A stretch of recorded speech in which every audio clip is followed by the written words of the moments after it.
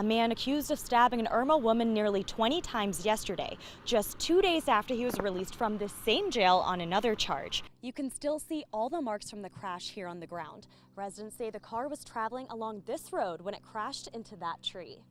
Doctors at GHS say that they treat nearly 50 to 100 broken bones a week as more kids head outside to play in the sun. I'm here at the Democratic Watch Party where locals are watching the election results come in live. Behind me is a KC-135 aircraft. It's essentially an airborne gas station. It's actually all in the grip. Now I'm going to give this a try. Now a barbecue spot, but in 1938 it actually was a laboratory and a morgue. This is one of the barns that will be renovated for Camp Cole. In a press conference just moments ago, Attorney General Alan Wilson announced a total of 17 indictments where 400 residents were forced to evacuate on Friday due to a gas leak. Harvey's Supermarket used to be the go-to place for many people in this community. Daylight saving time is just around the corner, and this year 2 South Carolina lawmakers are looking to make it even more difficult for teens to get their hands on e-cigarettes. I'm here at the Democratic Watch Party where locals are watching the election results come in live. Even though the South Carolina governor's race is still pretty tight, many are instead turning their attention to the House, where Democrats have a chance to regain power. Even though this was technically the losing watch party, it didn't seem like it. At South Carolina Democratic gubernatorial candidate James Smith's election watch party, it was all about looking at the bigger picture. Election results nationwide flashed across the screen. So what's going on here tonight, the energy here is awesome. And the crowd erupted as House seat after seat flipped in the Democrats' favor. With the newfound Democratic majority in the House of Representatives, some are pushing for a new Speaker of the House, perhaps a speaker from our very own state. I know Jim Clyburn personally, and I just think that a leadership role would be perfect for him because he would thrive in that kind of environment. As the senior black congressman, Representative Jim Clyburn seems poised to fill the position. But his daughter said that he's not looking to fight off Nancy Pelosi, who expressed interest in the spot. I think that would be an option for him. Leader Pelosi and the congressman work well together. They respect each other. But if Pelosi were to step aside and Clyburn became Speaker, he would be the first African American in that role.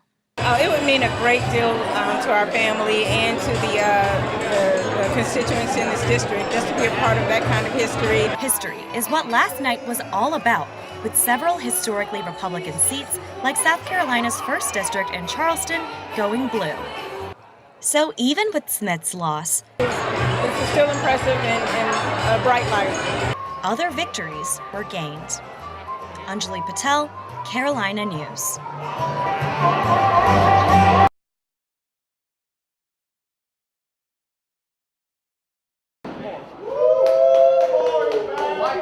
Some throw competitively, and some throw for fun. It's kind of like darts, just with a bigger dart. It's axe throwing, and Jake Jensen, one of the partners in charge of craft axe throwing, says it's the next big thing. There's going to be a league on ESPN at some point, so it's kind of developing and creating its own sport category within its niche, so it's cool to see. For $20, you can spend an hour throwing axes at Craft Axe Throwing in Greenville. Just like darts, the aim of the game is to hit the bullseye. This sport may seem like it's meant for the lumberjack, but employees here say that strength has nothing to do with it, which is good if you're like me.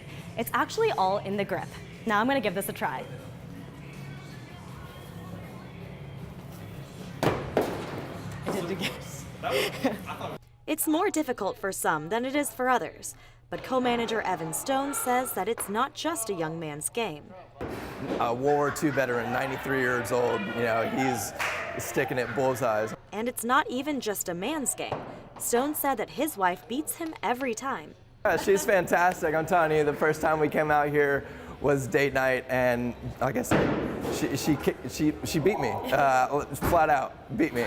Axe throwing venues are popping up across the nation. You can even throw back a couple of beers at many of these venues, but not too many. We're just going to serve beer, so we don't want, again, that goes to the safety thing, we don't want shots going. It seems like a dangerous combination, but Jensen said that he hasn't seen any serious injuries yet. We've only seen a scratch so far, and mostly I've seen a few slivers. Potential scratches and slivers scared customer Casey Ahmed at first. Yes, I was terrified, and my husband was terrified, and he's keeping his phone on just in case. But once she got over the initial fear, she said it's almost therapeutic. That's kind of why I came. It's kind of why I came. It was to get out a little bit of aggression. So if the holidays are a stressful time for you, you're in luck. Craft axe throwing is coming to Columbia later this year. In Greenville, Anjali Patel, Carolina News.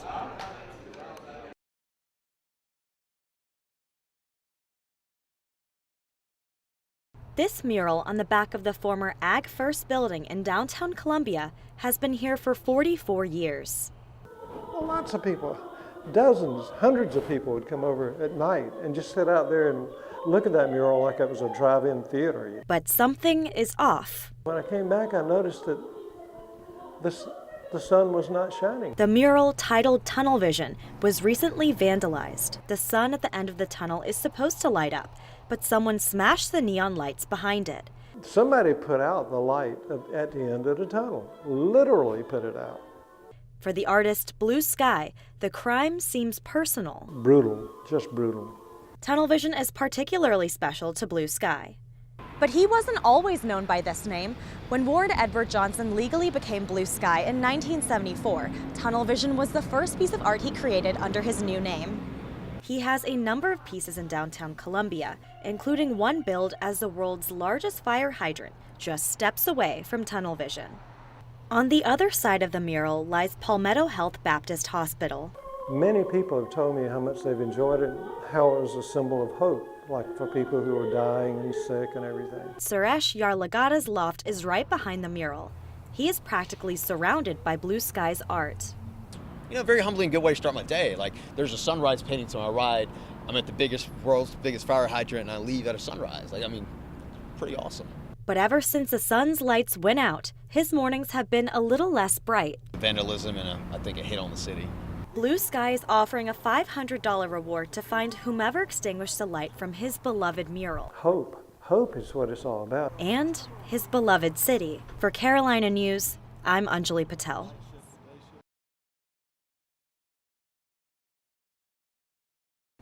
The Sinneats already have 3 cats. And they've adopted all of them from Columbia Animal Services. I mean, these are cats that are usually brought in off the streets, and they need a home. And now they're on the market for another one. Today, they're visiting Columbia Animal Services, which is taking part in Pick Me SC, South Carolina's first ever statewide adoption event. Over 50 shelters across the state are participating. And the best part? These animals are free. Columbia Animal Services Director Marley Drum says that the shelters are so eager to find these animals homes that they are literally giving them away, shots and all. Really, that animal's just ready to go. So for free, you can't beat that. That's probably worth $200–300 worth of services that you get with your animal at no charge for these 2 days. The adoption event runs Friday through Sunday, and the goal is to find homes for at least 1,500 shelter animals by the end of the weekend. Drum is pretty optimistic. It's going to be really fun to see how it goes this first time for the whole state. And they've got plenty of animals to give away. This is Lamb Chop. She's 2 years old and she's already spayed, and she's one of the many cats at the South Carolina Animal Mission that's in need of a home. As of now, Lamb Chop is still looking for a home, but his friend Athena has found her place with the Sinneats. Because we have an older son who's in kindergarten, so this is going to be kind of a surprise when he gets out of school. So visit a shelter this weekend, and maybe you might just meet your match. For Carolina News, I'm Anjali Patel.